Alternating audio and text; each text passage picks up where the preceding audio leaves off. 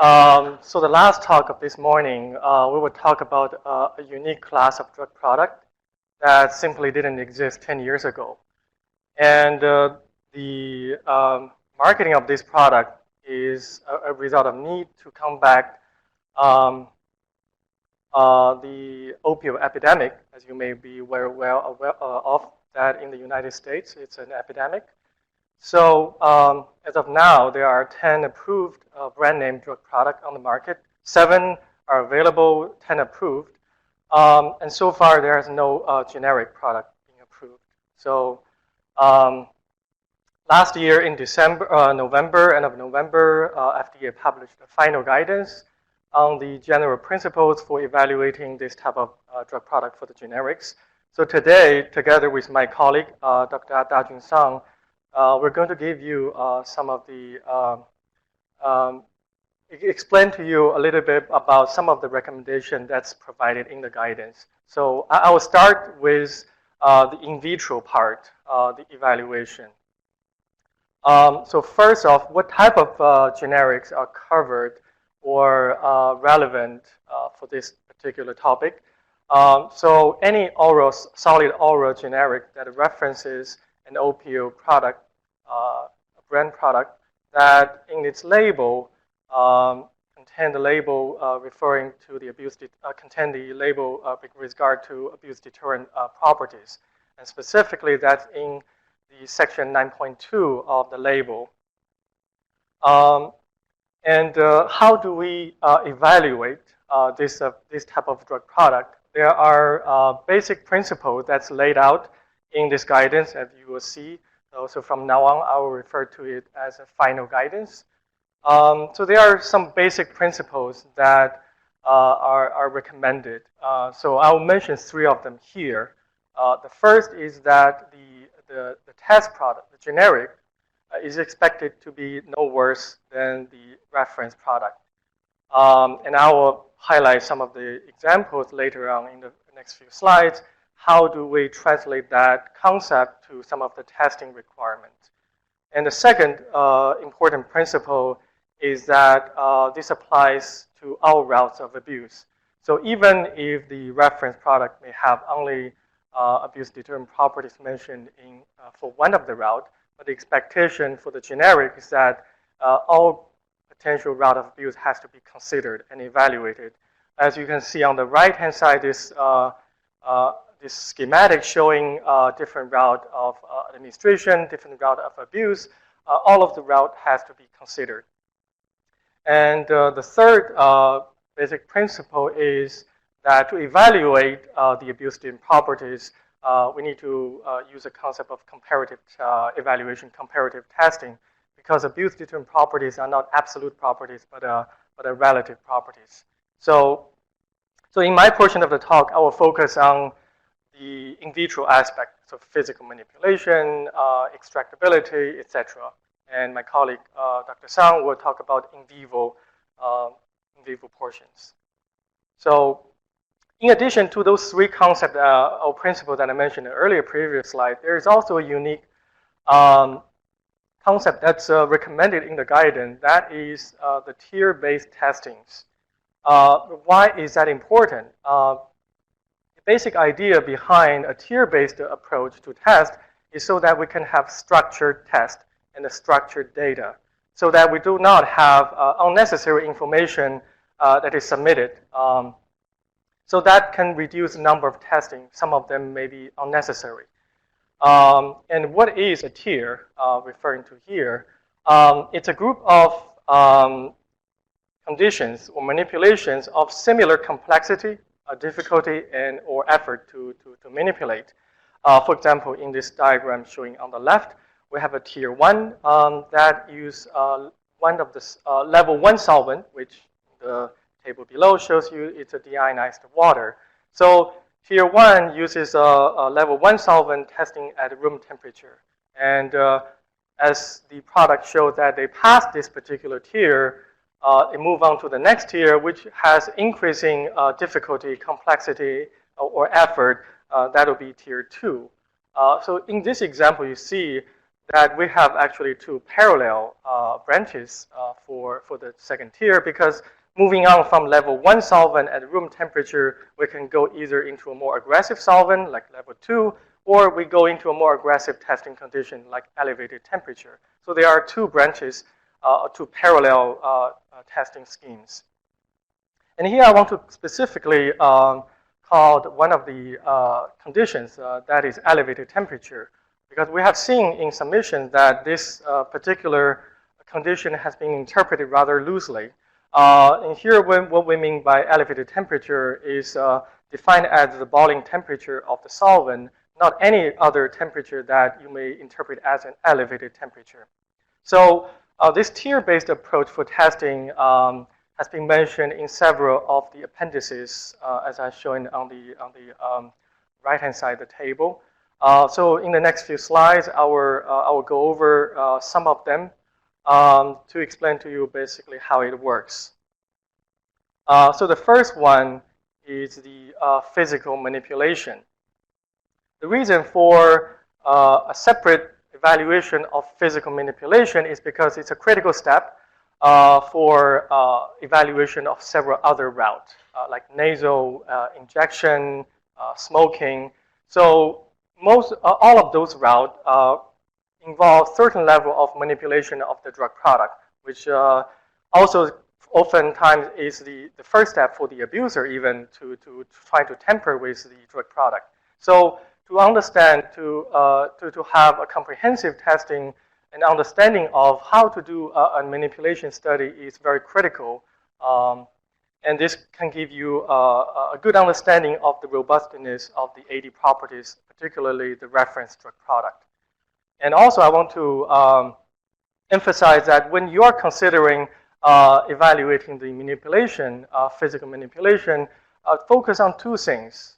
One is the process of manipulation, meaning how much effort, how difficult it is. The question like what's the degree of difficulty of the manipulation. And the other aspect is the success or endpoint. So this should be captured in the reporting of, for example, if a tablet is manipulated, compromised, then the endpoint will be, okay, what is the particle size? And how do you report a particle size? So those are two equally important aspects of manipulation that should be captured. And as maybe some of you are formulation scientists, developers, you know that the formulation design play a critical role in the properties. So understandably, for the physical manipulation, also is highly dependent on the formulation design. That brings us to one of the rather unique concept that's described in the final guidance. That is the most effective manipulation.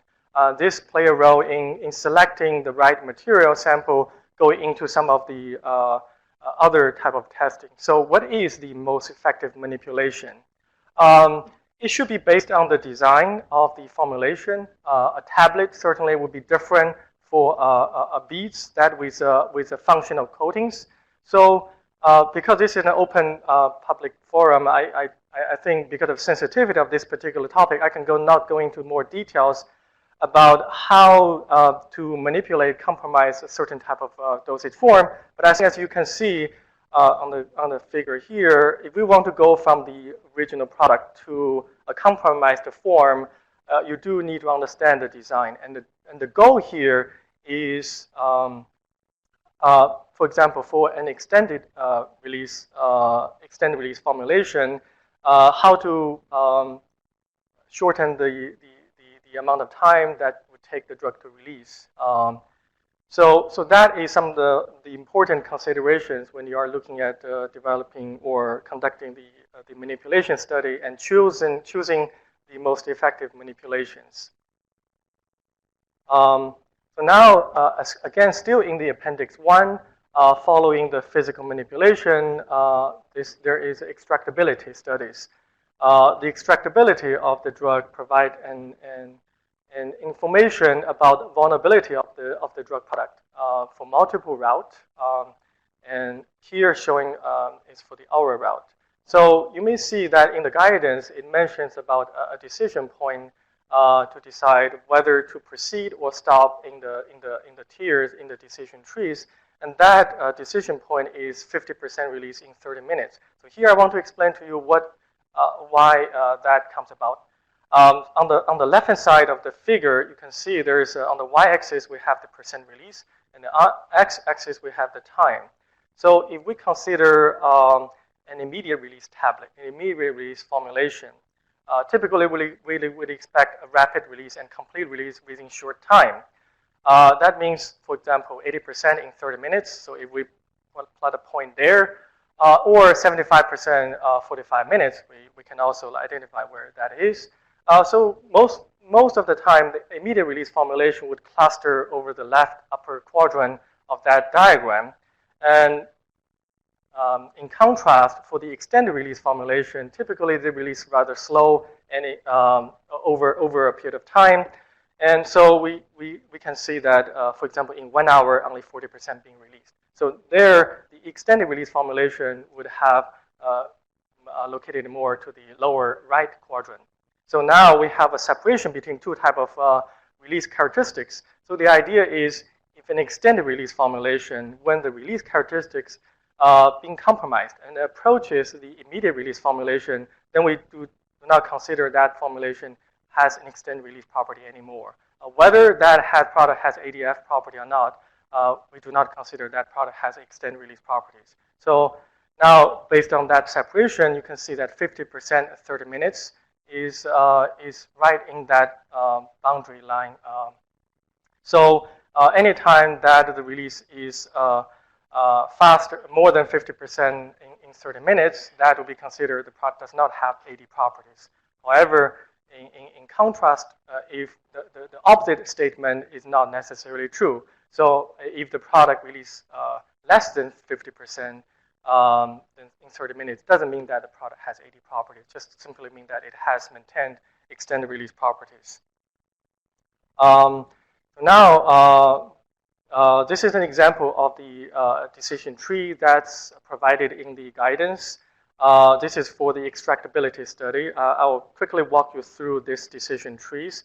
So we will start with a tier 1 using intact and manipulated drug product in rather large volume, 240 ml volume, and then we will subject them to an extraction study. So we will test first the reference drug product to see the percentage of release in 30 minutes. If we determine that that amount is more than 50% in 30 minutes, then it will stop the decision tree. It will not move forward. Rather, it will go to a separate test. I will mention about that later. So if the reference product does maintain the sustained release properties, then it will move on to conduct study for the test product. And then we compare the test product with the reference product to see whether it performed no worse than the ILD. So here, the test for statistical test is a non-inferiority test. I want to make another point here. What we have seen sometimes in the submission is that this test was conducted using similarity test, like t-test. That would be inappropriate. So the right appropriate test would be non-inferiority test to determine if T is greater than R plus 10% or not. And if the a test product passes this particular evaluation, then it will move on to the next tier. But if it failed, then the T would fail the entire test. It will stop over there. But if it doesn't, it will move on. So as you can see here, this is just the first tier, and then it will move on to the next second tier, and this type of evaluation will repeat multiple times. So any of those tiers, typically you have 3 outcomes. Either it will stop, the test product would fail, or it will move on to the next tier, progressively become more challenging conditions, or the third possible outcome would be it will go to this green box showing on the left. That is a surgibility test. So a surgibility test, the reason that it directly goes to surgibility test because now we already established that the drug can be extracted in large amount of volume. So now there's a potential for the drug being abused through injection route. So that's the reason that when we identify the drug can be extracted, it would directly go to the surgibility test. And then it goes through, it first determine whether that particular solvent is evaporable or can be directly injected. If it is, then it will go on to compare, reference, and test in a smaller volume, in this case 10 ml, to see whether T, again, whether it's no worse than the ILD or not. Some of the other special considerations listed on the right, which I will not repeat. Move on from the surgibility injection route. Another type of test that focuses entirely on the in vitro part is the smoking or through the inhalation route. So far, we have not seen any brand name product that has been approved with label describing properties for this particular route. However, as I mentioned earlier on, the expectation for a generic product is that all route has to be considered.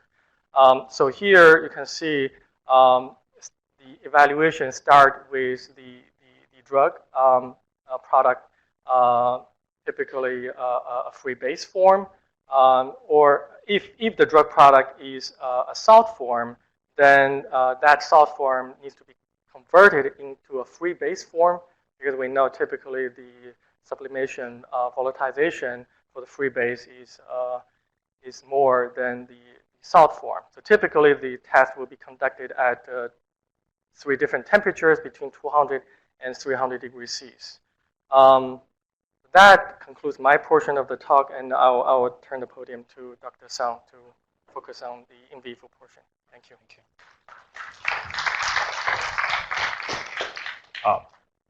Thank you, Dr. Xu. So now, if you heard the in vitro portion of the abuse deterrent evaluation for generic opioids, I'll comment a little bit more on the in vivo aspects of abuse deterrent evaluation. Just to reiterate, so the guiding principle from the final guidance states that if the RLD has at least one route, abuse deterrent at least one route of administration, then the generic copy should be no less abuse deterrent in all potential routes of abuse. For example, parenteral, oral, nasal, and inhalation. And this final guidance actually added a little bit more scientific details and nuanced framework on the clarity of the in vivo requirement. And in this case, oral and nasal routes may require PK or PD studies. For abuse deterrent evaluation, the oral route may require oral chewing or oral crushing PK study. For the nasal route, it may require nasal PK or PD studies. And in this talk, I'll add a little bit more details about product with multiple strength and the selection of study subjects, and some special consideration of agonist, antagonist, and combination product, as well as a statistical analysis. For the oral route, the first questions you have to ask yourself is that, so does the RLD have abuse deterrent property in that specific route? And this information can be usually found in the summary of section 9.2 of the RLD labeling. That FDA has concluded the product has property expected to deter abuse in the oral route. If there's no information, as per Dr. Xu's presentations, you can stop the step test there, because the evaluation will depend on the in vitro extractability. If not, you may have to conduct a PK study, either oral crushing PK study or oral chewing PK study. For oral crushing PK studies, you have to identify what T and R should be milled into a particle size that can discriminate the product's ability to deter abuse between T and R. For oral chewing study, you have to identify a patient-relevant chewing condition and conduct a PK study of chewed T and R products. For the nasal PK study, it's actually more complicated. So it involves a 2 tiers approach. So the tier 1 is in vitro and the tier 2 is in vivo. For tier 1 in vitro characterization, the objective here is really to determine whether or not the TNR product can be milled into fine particles. And here we defined it to be less than 500 micron. And the goal here is that you have to evaluate all physical manipulation methods, as Dr. described in his presentation, at the minimum of cutting, grading, and milling. But also you have to include your product-specific knowledge of how you manipulate your own products into fine particles. So after you exhaust all the potential physical manipulation methods, and you cannot still get more than 10% of a fine particle, that's less than 500 micron, your generic copy formulation considered passing the test. Sorry. But this is really under the assumption that you had exhausted all the potential physical manipulation. So if that's not the case, or your particle is greater than 500 micron, greater than 10%, less than 500 micron, greater than 10%, then you have to use the same method to manipulate the RLD products. Okay. If RLD products is less than 10%, the generic copy is considered failed in the study because the generic is deemed less resistant to physical manipulation compared to the RLD. And how we designed this is also to incentivize the ANDA applicant to really interrogate your generic formulation with a harsh condition to provide a fair comparison between T and R. So when both T and R can be manipulated into fine particle, you proceed to the next tier of in vivo study. The goal of tier 2 in vivo study is to conduct a nasal PK comparing manipulated T and R products. In this case, you have to optimize your physical manipulation to manipulate to the size range that's considered safe and tolerable for human insufflation. And here we defined it, so large particle size that's too large is insufflable, and if it's too small, may cause lung deposition and toxicity. And here we define that safe range to be D10 greater than 100 micron, and D90 is less than 1,000 micron. Then following that, you should also manipulate the RLD products using the same milling condition or something similar or with a less amount of energy input. And this circle back to the earlier comment or earlier concept that you really should provide a similar physical manipulation with a similar extent of energy input for a fair comparison. Then you proceed with an in vivo PK study, compare the rate and extent of nasal absorption of two products. And then you can conclude that your T passes the test. So some of the abuse deterrence in the nasal route depends on or using what we call nasal aversive agents. So these are excipients that can produce unpleasant effect in the dosage form when it's manipulated and insufflated. So these human abuse potential, it's a factor more than just the pharmacokinetics of opioids. So regular PK study may not be sufficient sometimes.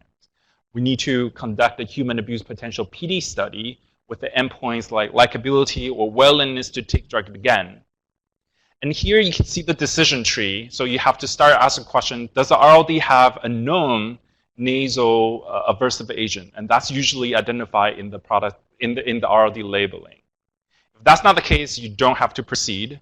But if there is a known aversive agent, nasal aversive agent, we provide some leeway to waive the PD study if you can show that the generic formulation has the same aversive agent and the availability of such aversive agent is no less than compared to the RLD at the site of aversion.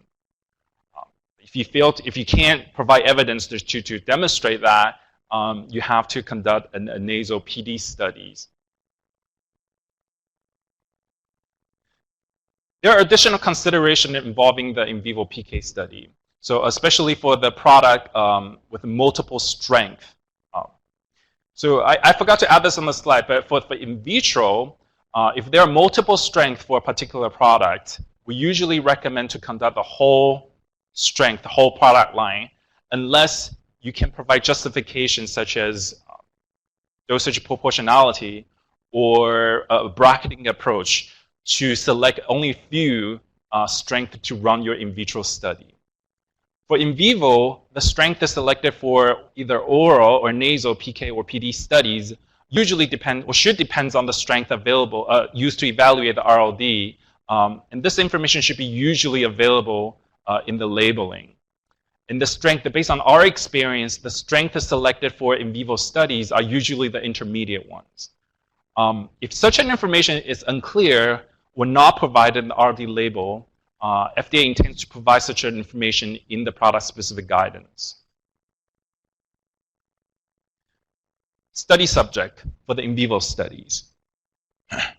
For oral chewing or crush and PK study, we recommend just using healthy volunteers.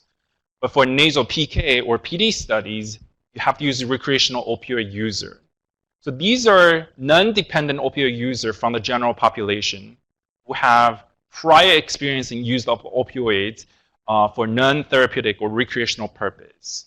And the reason behind that, so insufflation is really an acquired skill that normal subject cannot simply snort a large amount of powder and then hold it in their nose for an extended period of time for a successful trial. And to run this type of studies, you really have to take scientifically appropriate and ethical steps to protect the human subjects. This includes to use naltrexone or other opioid blockade to block the PD effects, except for the combination product for obvious reasons. You have to monitor opioid-related adverse events. For using recreational opioid user, you have to ensure the subjects are not dependent on the opioids. And there are standard medical practice, including naloxone challenge test, to see if there is withdrawal symptoms once you give naloxone to your subject. And for a combination product, even though you cannot use naltrexone or other opioid antagonists, you have to confirm there's an adequate of naltrexone release from the physically manipulated product prior to conducting such an in vivo PK study. Here are some special consideration for combination product containing both opioids, agonists, and antagonists. So these are dual API product. You have to develop appropriate bioanalytical methods that can measure both APIs. For regular oral PK bioequivalence study, these have to demonstrate there's a minimal antagonist absorption when the fully intact product is being orally administered to ensure the desired therapeutic performance. For abuse deterrent, either oral or nasal PK study, the antagonist is usually sequestered within the formulation and released upon physical manipulation or chewing. So in this case, that you cannot use naltrexone blockade or other antagonist blockade. And then the diagram below summarize whether or not the opioid blockage is recommended for the PK study or PD study. Statistical analysis. So the whole concept of T product is no less abuse deterrent than R should be based on a non-inferiority, so one-sided statistical analysis rather than regular bioequivalent comparison, as Dr. Shi has mentioned before. For opioids, 95% of confidence interval or PK metrics like Cmax, AUC, partial AUC should be less than 125%. For combination product antagonists, 95% of confidence intervals for the PK metrics should be greater than 80%. So just to summarize our presentation altogether.